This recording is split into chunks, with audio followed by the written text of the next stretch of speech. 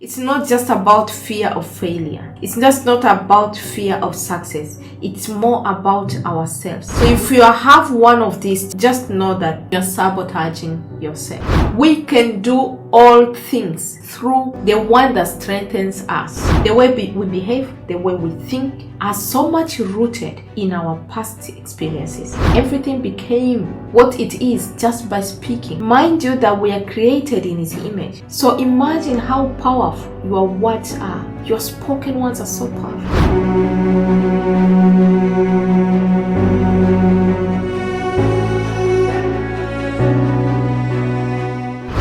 So let's say you have a very close friend. The person you're so confined to, you share even your personal stories and secret, or personal stuff with.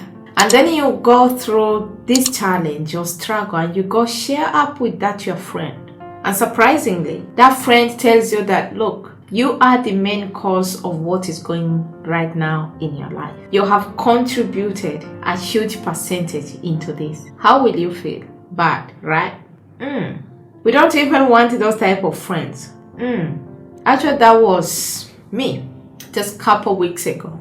You might be, that is not a good friend. They shouldn't have told you when you're going through something. But I want you to know one thing. Do you believe that as human being, me and you, we get on our own way most of the time? We block ourselves from that growth that we are wishing for, from that achievement we want.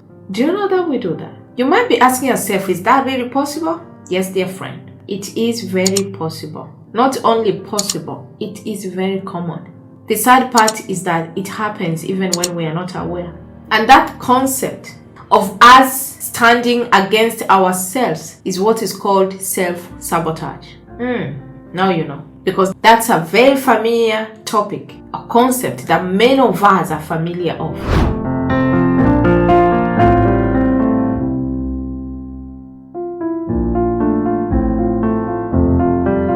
Hello everyone, welcome back to How True is a Truth podcast. And if this is your first time here, thank you so much for stopping by. And I hope you won't just stop by, but you watch this video to the end. Because today, we are going to be exploring about this topic that is very common and familiar to many of us. Even to some of us, it's really, really frustrating. Self-sabotage. What is it? What are the common examples of self-sabotage? But most importantly, how can we overcome self-sabotage? So I invite you to join me. Just get your pen and paper. I got mine already here. Because yes, we might need to write down some things. We might need to pull down some points because this is a very important topic in our lives. So important. So yeah, get cozy. Let's get started. All right. We might want to know, for someone who is hearing this term for the first time, what is self-sabotage? Okay, from the definition I just got from my little research, it says self-sabotage refers to when people are engaging in the behavior and thoughts that impede their own progress, success, or well-being. Self-sabotage occurs when we actively or passively take steps to prevent ourselves from reaching our goals or fulfilling our potential. It is a phenomenon that is too familiar to many of us, as we say. We set goals, we make plans, but somehow we never seem to make it to the end. It is as if we have an unconscious desire to undermine ourselves, our ability and capacity. And this pattern, honestly, is not only frustrating, it is also demoralizing. So you might be asking yourself, and I didn't want to pinpoint these examples of self-sabotage because honestly, most of us, we do this act, but we are not aware that we are sabotaging ourselves. So here are the examples of self-sabotage because many of us might be having this idea of self-sabotage, but truly we do not even know when we act or when we sabotage ourselves. So if you have one of these, just know that,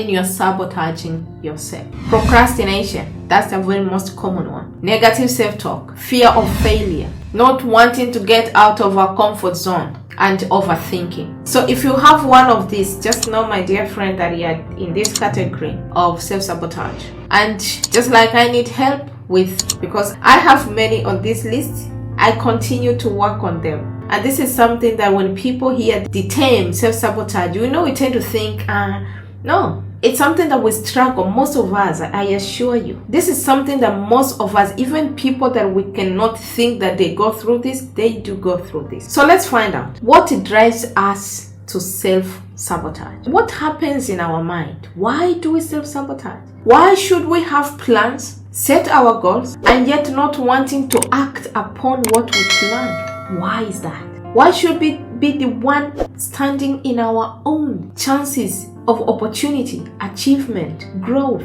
Why is that?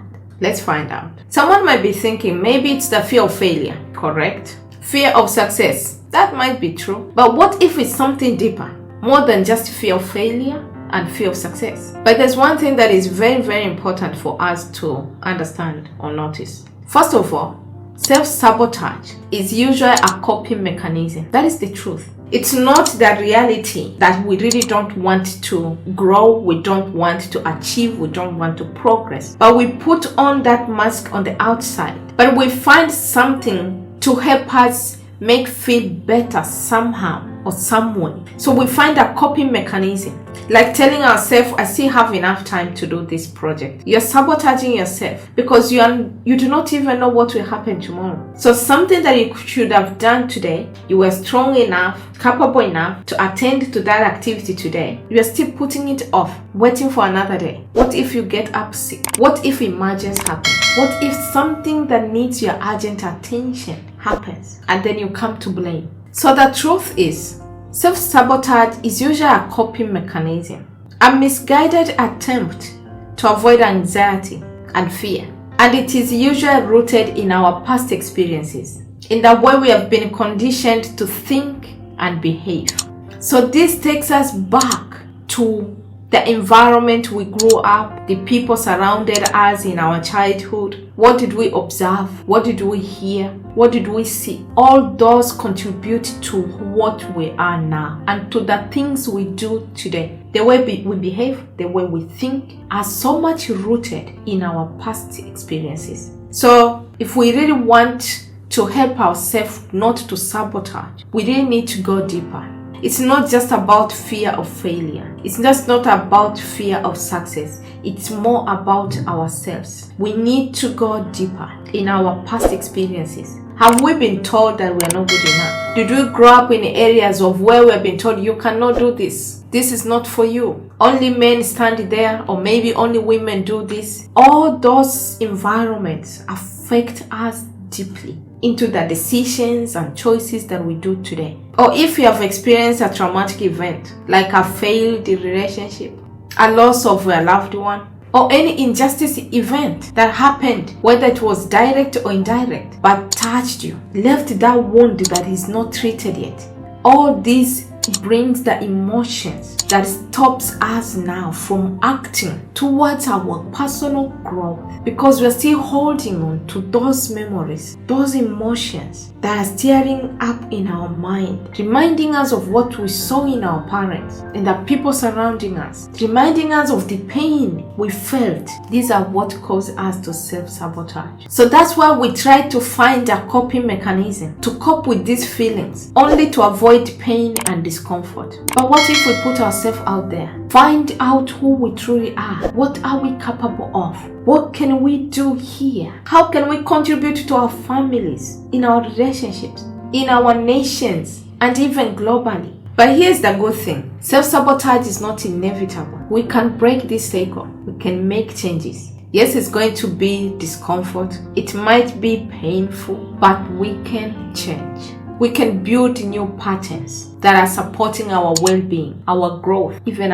leading us to success. It all begins with self-awareness, recognizing those ways that are holding us back. But most importantly, we need to acknowledge those fears, insecurities, doubts that are driving our behaviors, and we need to confront them. We are not just acknowledging, we need to confront them. That, hey, I know you're there. You're no longer serving me now. I don't need you no more. Challenge your negative self-talk.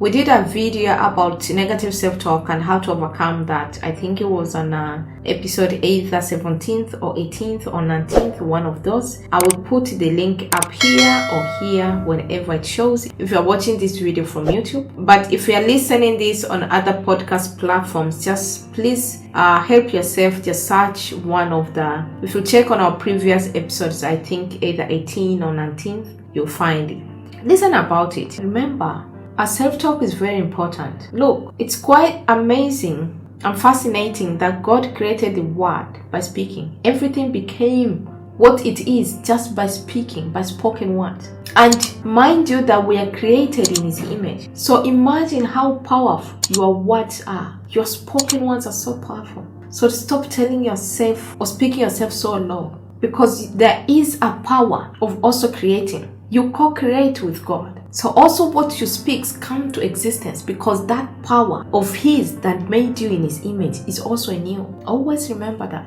So challenge those negative self-talk, procrastinations, overthinking, that the fear and doubt. And then try to find a constructive pattern, a constructive ways that can help you move toward your goal. Because once you understand the root cause of that, your self-sabotage, you can now start making those changes. You can start to rewire your brain, develop more positive habits, and cultivate a sense of self-compassion, because you really need it. This is not an easy job. You need a great sense of compassion for yourself. Start taking those calculated risks. Pursue your passion. And what is most empowering is that you have the power within you to change, grow, and overcome whatever you think is blocking you right now. So hold on to that. There are some references on this topic of self-sabotage that can be found in psychological studies and any other self-help resources. You may want to explore books such as The Art of Fear, Why Conquering Fear Won't Work, and What to Do Instead by Kristen Armour, or The Big Leap, Conquer Your Hidden Fear and Take Life to the Next Level. This is by Gay Hendricks. You can have a look into those books. But most importantly, the greatest book of all, the manuscript of human being, the Word of God. It speaks a lot about you. Even fear is also acknowledged there. So this is not something that you think your Creator, the one that made you, is not aware of. He is aware of it, and He has given us some guides. So I have this one Bible verse. It doesn't speak only about self-sabotage, but about overcoming anything that you think is not sitting right with you or right with your purpose. That is Philippians 4 verse 13. It says, I can do all things through Christ who strengthens me. This verse reminds us that we have strength and power to overcome challenges and obstacles, including self-sabotage. Remember, we can do all things, not just one, all things through Christ, the one that strengthens us. I have a testimony that I need to share with you, that where I saw this verse so applicable, that even when we are not aware, but the moment you acknowledge that you can do, or you acknowledge that Jesus Christ as the one that strengthens you, truly you can do almost everything. So through our faith with God, by relying on His strength and guidance, we can conquer our struggles and make positive changes in our lives. I hope this video was helpful to you. Thank you so much for joining me today, and I'll see you on the next episode.